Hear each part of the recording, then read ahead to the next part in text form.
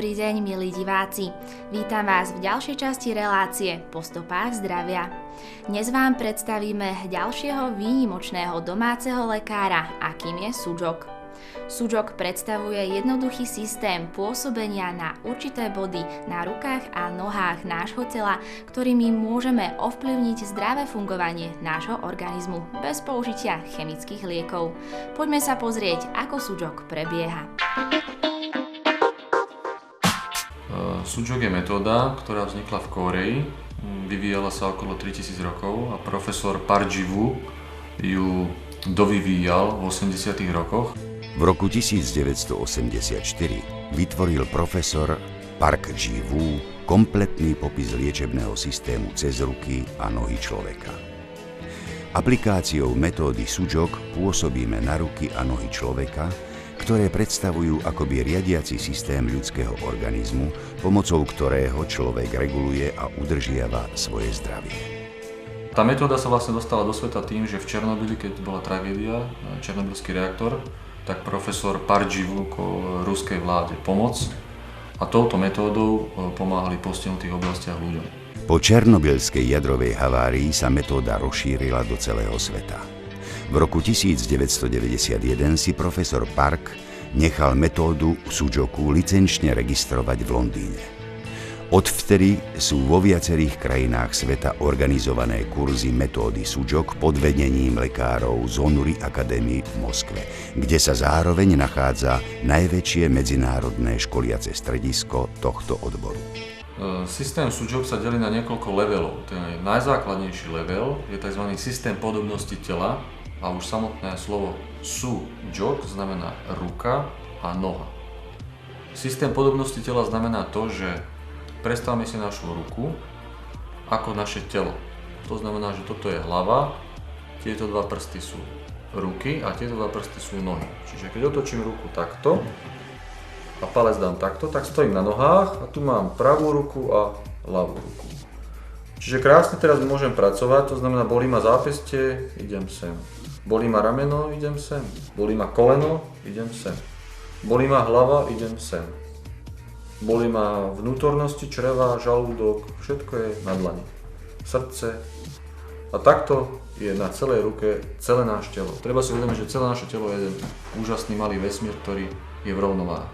A tá rovnováha je na našich rukách. Významnou osobnosťou, ktorá sa zaslúžila o rozvoj Sužoku v bývalom Československu, je doktorka Zinaida Saidová, ktorá sa tejto metóde venuje dodnes organizovaním kurzov pre lekárov a laickú verejnosť. Ja ako lekár, ktorý jsem byla anesteziologem a když jsem se seznámila v Mongolsku v 70. letech s akupunkturou klasickou, a když mě potkal Sužok v těch 90. letech, tak jsem postavila před sebou cíl prostě pomáhat lidem v tom, že musí se dozvědět o sobě, jak můžou předtím, než jít k lékaři, pomoct sám sobě. A samozřejmě pak najít takového lékaře, který zná něco víc, než jsme se dozvídáme během 6letého studie na lékařských fakultách. Na rukách a nohách sa nachádzajú miesta, ktoré zodpovedajú všetkým orgánom a častiam tela. Pôsobením na tieto body prostredníctvom masážnych prstienkov, špirál alebo akupresúrnych guličiek dokážeme účinne ovplyvniť jednotlivé orgány a časti ľudského organizmu bez použitia chemických liekov. Metóda Sužok je použiteľná pri všetkých stavoch, ktoré spôsobujú ľudskému organizmu problémy alebo bolesť. Neexistuje rozdeliť, že na čo je vhodný, na čo nie je vhodný. Sužok sa dá použiť na všetko.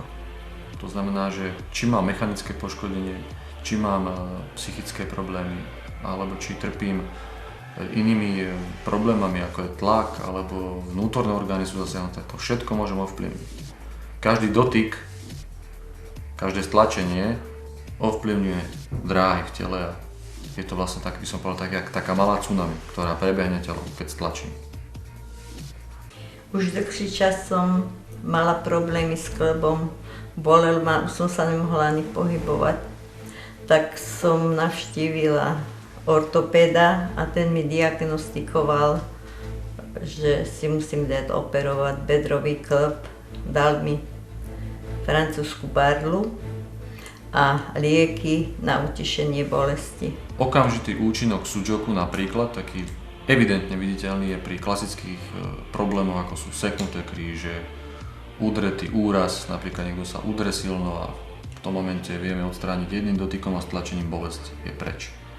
Seknutie krížov, opotrebovanie klbov, ako to klasifikujú lekári. V skutočnosti nie je opotrebovaním klbov, ale je to zablokovaním energie na danej dráhe meridiánu. My iba uvoľníme tým stlačením tú diaľnicu, aby mohla energia ďalej prúdiť. Pani Jarmila sa rozhodla riešiť svoj zdravotný stav inak ako operáciou a liekmi na tíšenie bolesti. Navštívila terapeuta Sujoku. Našiel mi na rukách určité body, ktoré mi vymasíroval a naučil ma, ako si to mám robiť sama doma. Dal mi taký prstienok, s ktorým si masírujem všetky prsty, môžem vám to ukázať, sa to. Tak asi 15 minút si to každý deň masírujem všetky prsty na pravej a na ľavej ruke a nájdem si ten bod a masírujem si aj ten bod a tým sa moje problémy veľmi vylepšili. Oni mi ustúpili a keď niečo pocítim, znovu si to vymasírujem a ono mi to ustúpi. Naša klientka prišla a sťažuje sa na bolesti bedrového klbu, pravého. Bola aj odporúčaná operácia, čiže v systéme podobnosti si vyhľadáme pravý bedrový klb, ten sa nachádza tu. A skúsime nájsť najcitlivejší bod diagnostickou paličkou. Pri vyšetrení sa terapeut posúva diagnostickou paličkou po milimetroch a hľadá miesto, v ktorom klientka pociťuje najväčšiu bolesť.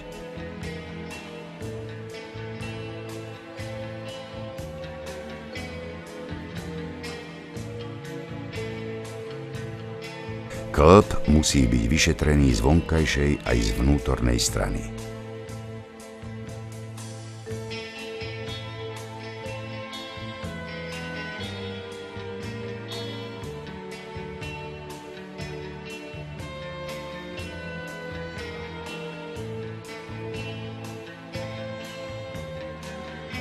Miesta s najväčšou citlivosťou masíruje masážnym valčekom 1 až 2 minúty.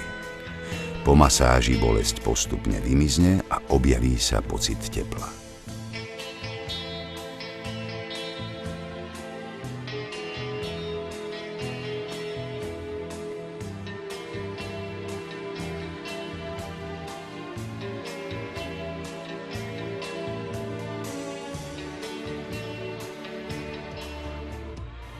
A potom pôsobíme palec a ukazovák, prepolujeme ten klb. Pretože my ľudia sme chodiace baterky, máme 80% vody, máme svoje napätie, elektrické napätie, každý z nás má nejakú vlnovú dĺžku. A intenzívne myslím na to, čo robím.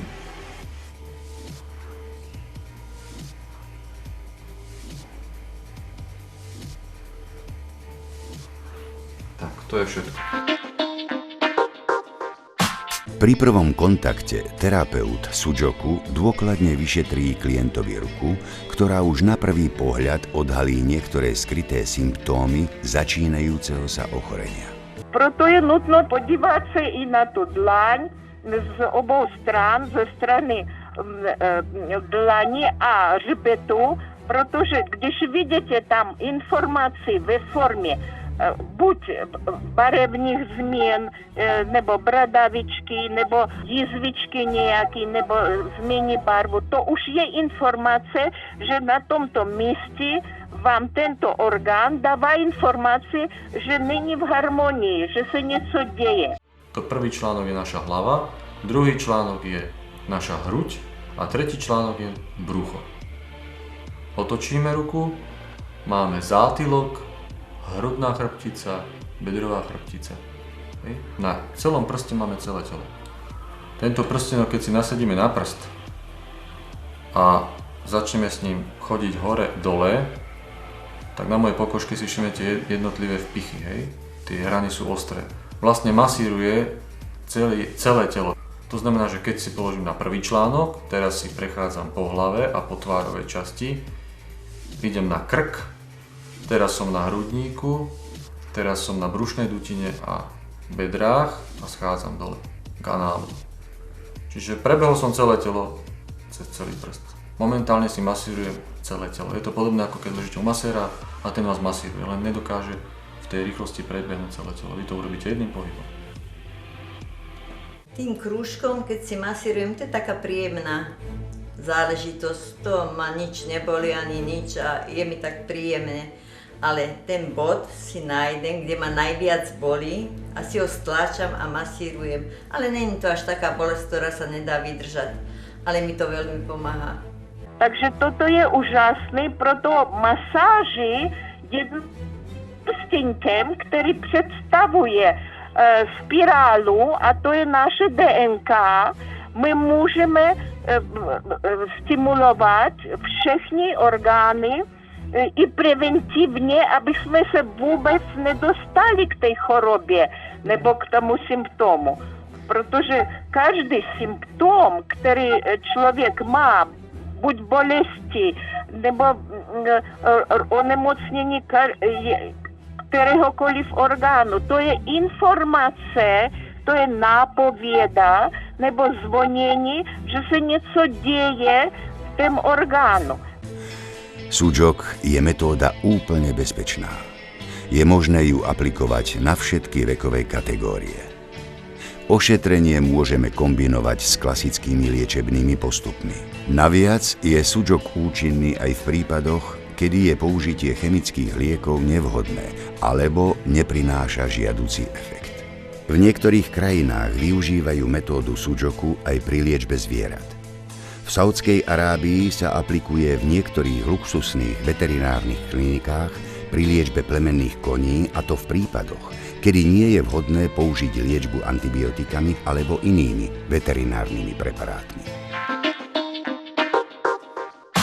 Že to je jednoduchý systém, který nám dala příroda. Profesor Pardževu to jenom objevil v těch 80. letech a vyzkoušel, že to pracuje. Proto to dal celému světu, nejenom lékařům, ale dal to všem lidem. Sudžok ako metóda bol vyvinutý ako pomocná liečebná metóda, ale hlavne pôsobí preventívne, pretože tým, že vydáme impuls, všetko máme ukončené v hlave, v mozgu, jednotlivé impulzy prebiehajú dráhami a mozog spracováva tieto informácie a každý človek má sám v sebe svojho vnútorného lekára. Tým, že tohto vnútorného lekára aktivujeme cez jednotlivé body, meníme jednotlivé nastavenia a jednotlivé druhy problémov. Jestli se podíváte na internetu, celý svět používá sudžok. Vidím obrovskou perspektivu, aby bylo co najméně nemocných lidí. V porovnaní s finančnými nákladmi na rôzne operácie a vyšetrenia, na ktoré sa používajú drahé technické prístroje v nemocniciach, predstavuje práca so sudžokom pre človeka tú najnižšiu možnú investíciu do svojho zdravia. Takto bol pohľad na sudžok. Ak sa vám náš dokument o sudžoku páčil, sledujte nás aj na budúce. V ďalšej časti relácie Po stopách zdravia sa budeme venovať netradičnej terapii, liečbe rybičkami Gara Rufa. Sledujte nás aj na budúce. Dovidenia.